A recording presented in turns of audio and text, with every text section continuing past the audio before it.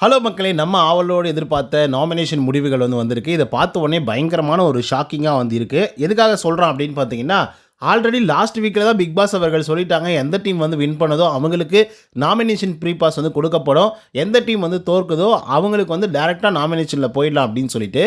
But இருந்தாலும் எதுக்காக nomination நடத்துகிறாங்க அப்படிங்கிறது சத்தியமாக புரியவே இல்லை.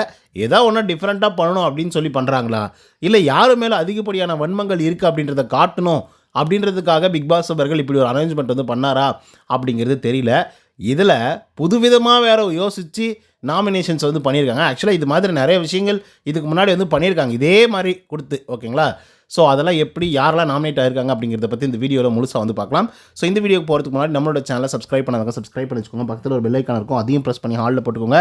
அப்போ தான் நாங்கள் அப்டேட் பண்ணுற ஒவ்வொரு விஷயமும் உங்களுக்கு நோட்டிஃபிகேஷன் சேரும்.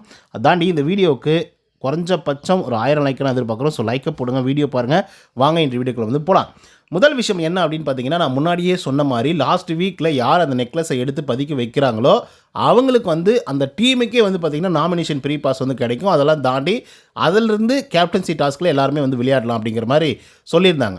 அதே போல் யார் அந்த நெக்லஸை பதிக்க வைக்காமல் இருக்காங்களோ, அதாவது தோக்குறாங்களோ அந்த டாஸ்கில், அவங்கெல்லாம் பார்த்திங்க அப்படின்னா டேரெக்டாக நாமினேஷன்ஸ்க்கு போயிடுவாங்க அப்படின்னு சொல்லி லாஸ்ட் வீக்லேயே சொல்லியிருந்தாங்க. பட் அப்படி இருந்தும் எதுக்காக மறுபடியும் இந்த மாதிரி நாமினேஷன்ஸ் செட் பண்ணியிருக்காங்க அப்படின்னு தெரியல. பட் புது முறையை பயன்படுத்தியிருக்காங்க. அது என்ன அப்படின்னு பார்த்தீங்கன்னா, உள்ளர எல்லாரும் உட்காந்துட்டு இருக்கணும் லிவிங் ஏரியாவில். அந்த நேரத்தில் பார்த்திங்க அப்படின்னா ஒரு பேப்பரை எடுத்து யாரை நாமினேட் பண்ணணுமோ அவங்கள பார்த்திங்க அப்படின்னா பேர் எழுதி அதுக்கப்புறம் அதை கசக்கி போட்டுருணும். ஓகேங்களா? அதுக்கான காரணத்தையும் சொல்லணும் அப்படின்னு சொல்லி பிக் பாஸ் அவர்கள் சொல்லியிருக்காங்க. இதுக்கு முன்னாடி சீசன்களில் இந்த மாதிரி நடந்திருக்கு. ஓகேவா? ஸோ அந்த விதத்தில் பார்த்திங்க அப்படின்னா ரம்யா ஜோ இருக்காங்கல்ல, அவங்கள தான் எல்லாருமே போட்டு பொழந்து எடுத்துருக்காங்க. கிட்டத்தட்ட ஒரு 5-6 பேர் பார்த்திங்கன்னா நாமினேட் பண்ணியிருக்காங்க. அதில் சாண்ட்ரா, விக்ரம், வினோத், எப்ஜே இந்த 4 பேர் பார்த்திங்க அப்படின்னா நாமினேட் பண்ணியிருக்காங்க. இன்னும் சில பேர் நாமினேட் பண்ணியிருக்கலாம். ஏன்னா அதிகார துஷ்பிரயோகம் பண்ணாங்க, பெருசாக தலையாக எதுவுமே பண்ணலை, தலை பதவியை தப்பாக யூஸ் பண்ணிக்கிட்டாங்க அப்படின்னு சொல்லி நிறைய ரீசன்ஸ் சொல்லி ரம்யா ஜோ நாமினேட் பண்ணியிருக்காங்க.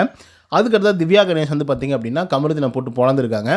இவர் பார்வதி மற்றும் அரோரா இவங்களை வச்சு ஒரு லவ் கண்டென்ட் பண்ணுற மாதிரி ஒரு கேமை விளையாடிட்டு இருக்காப்புல. ஸோ அதனால் அவரை நாமினேட் பண்ணுற அப்படிங்கிற மாதிரி நாமினேட் பண்ணியிருக்காங்க.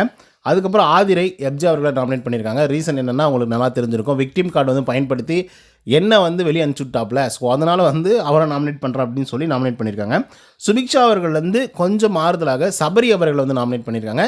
ஏன்னா சபரி பார்த்திங்க அப்படின்னா நல்லவன் மாதிரி ஒரு வேஷத்துக்குள்ளார போட்டுக்கிட்டு எல்லா வேலைகளும் பண்ணிட்டு இருக்காரு அப்படிங்கிற மாதிரி சொல்லி நாமினேட் பண்ணியிருக்காங்க. ஸோ இப்போதைக்கு 4 பேர் தான் நாமினேட் ஆகிருக்காங்க. பட் கம்பல்சரி பார்வதி வந்துருவாங்க.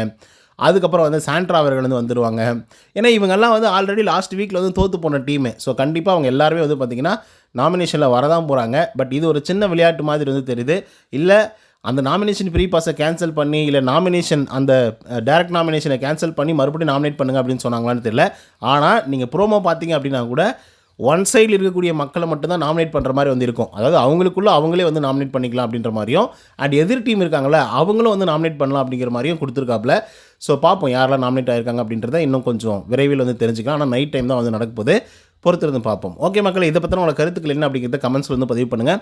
இந்த வீடியோ உங்களுக்கு பிடிச்சிருந்தா லைக் அண்ட் சப்ஸ்கிரைப் பண்ண மறந்துடாதீங்க. இன்னொரு தகவல் சந்திக்கிறேன். Until then bye from Uday. நன்றி, வணக்கம்.